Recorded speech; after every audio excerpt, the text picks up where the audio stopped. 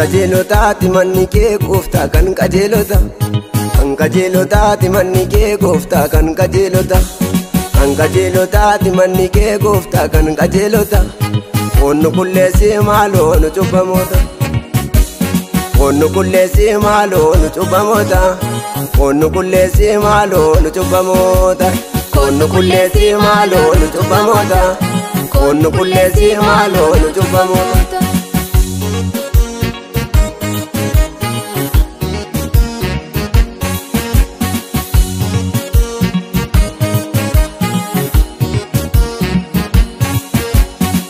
Annab keessaa gooftaa rammoo baay'ataa. Otoo dhaga'uu dhaloonni maaliif gubataa? Annab keessaa gooftaa rammoo baay'ataa. Otoo dhaga'uu dhaloonni maaliif gubataa?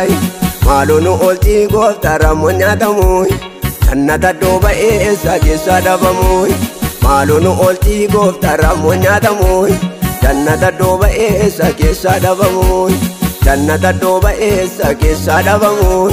Jannata iddoo ba'eessa keessaa dhabamu. Jannata iddoo ba'eessa keessaa dhabamu. Jannata iddoo ba'eessa keessaa dhabamu. Kan qajeelotaati manni kee gooftaa kan qajeelota. Kan qajeelotaati manni kee gooftaa kan qajeelota. Kan qajeelotaati manni kee gooftaa kan qajeelota. Onnu kulleessi maaloo nu cubbamoota. Onnu kulleessi maaloo nu cubbamoota. Onnu kulleessi maaloo nu cubbamoota. Onnu kulleessi maaloo nu cubbamoota. Onnu kulleessi maaloo nu cubbamoota.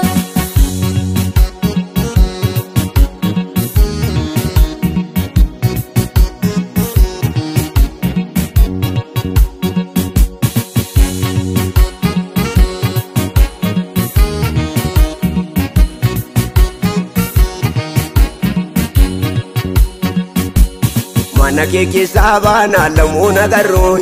Harka nu qabii maaloo makkatti galoo. Mana kee keessaa baanaa lamuun agarroo. Harka nu qabii maaloo makkatti galoo. Cubbuu dhalootaaf gooftaa maaloo dhiifamaa. Yoom laata dhufaatiin kee guyyaan beellamaa. Cubbuu dhalootaaf gooftaa maaloo dhiifamaa. Yoom laata dhufaatiin kee guyyaan beellamaa. Yoom laata dhufaatiin kee guyyaan beellamaa. Yoom laata dhufaatiin kee guyyaan beellamaa. Yoom laata dhufaatiin kee guyyaan beellamaa. Yoom laata dhufaatiin kee guyyaan beellamaa.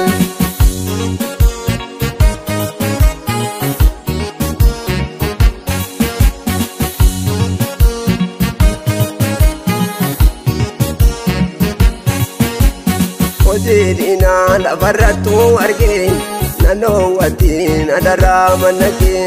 Hojii diinaa lafarrattuu argee naannoo wattiin adaraa mana kee. Biraa ga'uu garaa koodhee bootaay. Ol waaqarraa biyya qulqullootaay. Ol waaqarraa biyya qulqullootaay. Ol waaqarraa biyya qulqullootaay. Ol waaqarraa biyya qulqullootaay. Ol waaqarraa biyya qulqullootaay. Kan qajeelotaati manni kee gooftaa kan qajeelota.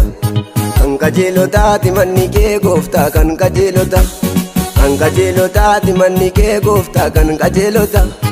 Onnu kulleessi maaloo nu cubbamoota. Onnu kulleessi maaloo nu cubbamoota. Onnu kulleessi maaloo nu cubbamoota. Onnu kulleessi maaloo nu cubbamoota.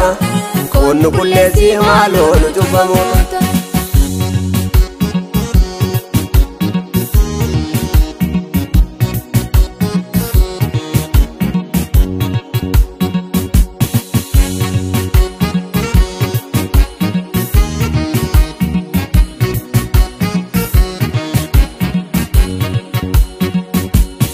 Olaani adaan anoo yeroo maraay. Argaa laataa biyyittii ishee haaraay. Olaani adaan anoo yeroo maraay. Argaa laataa biyyittii ishee haaraay. Lubbuun kan koo baay'isee taabbalaay. Yerusaalem manitti galgalaay. Yerusaalem manitti galgalaay. Yerusaalem manitti galgalaay. Yerusaalem manitti galgalaay. Yerusaalem manitti galgalaay.